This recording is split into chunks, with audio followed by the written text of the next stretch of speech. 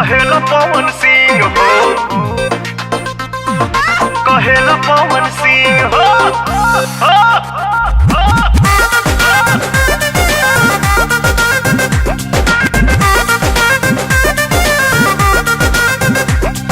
बना तू दिहले बाड़ू सबके अपन प्रेम दीवाना हो, अपन प्रेम दीवाना हो। बना तू दिहले बाड़ू सबके अपन प्रेम दीवाना हो। पैबू नहीं हमरा जैसन जिंदगी में मर्दाना हो। करा सगाई पक्का हमरा हाथ से पहिरा रिंग हो। हई भोजपुरिया किंग जमाना कहेला पवन सिंह हो।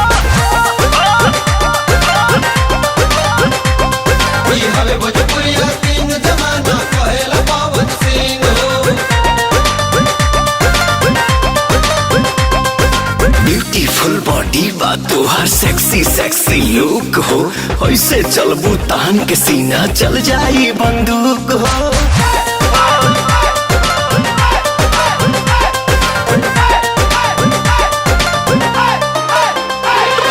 नाभि के नथिया से अखिया हटेला नहीं प्यारी हो। गोर देह गदराइल बाड़ू करे परी रखबारी हो, करे परी रखबारी हो। नाभि के नथिया से अखिया हटेला नहीं प्यारी हो। गोर देह गदराइल बाड़ू करे परी रखबारी हो, करे परी रखवारी हो, करे परी रखवारी हो। हमके लफुआ मत बूझा तू हकील नहीं डींग हो।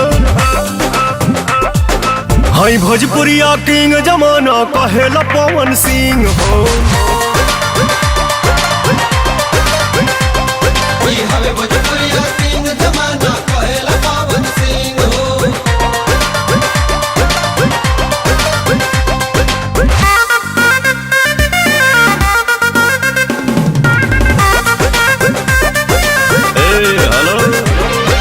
शाहबाद के सुरमा हई हम लगल हमके आँख में। अपना बाप से कह दो शादी हो जाए बैसाख में, हो जाए बैसाख में, हो जाए बैसाख में। शाहबाद के सुरमा हई लगल हमके आँख में। अपना बाप से कह दो शादी हो जाए बैसाख में, हो जाए बैसाख में, हो जाए बैसाख में। अभी ये मांग भराला मत करवाबो तू वेटिंग हो। हई भोजपुरिया किंग जमाना कहेला पवन सिंह हो।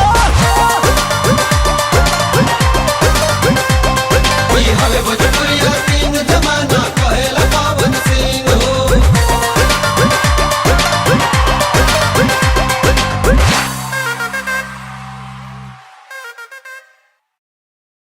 करा सगाई पक्का हमरा हाथ से पहिरा रिंग हो। हई भोजपुरिया किंग जमाना कहेला पवन सिंह हो। भोजपुरिया